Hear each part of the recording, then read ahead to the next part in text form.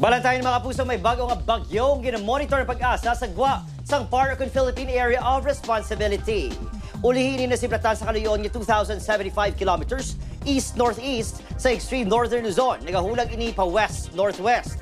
Sa subong, manubong chance sini nga magsunod pa sa Par-Apang kung may pagbago sa paghulag sini, posible magpanaog kag maglabot sa sulod sang Par line. Padayon nga magmonitor sa mga pagbago sa mga masunod nga inoras. Bangod layo sa pusod, wala inipekto sa ato Disyempo apang pinakalugar sa gihapon ng ulanon bangod sa Intertropical Convergence Zone o kung ITCZ kag localized thunderstorms. Base sa datos sa Metro Weather, may chance sa gihapon sang lapta-lapta ang pag-ulan sa Antique, Iloilo, Guimaras, pati man sa Negros Island Region.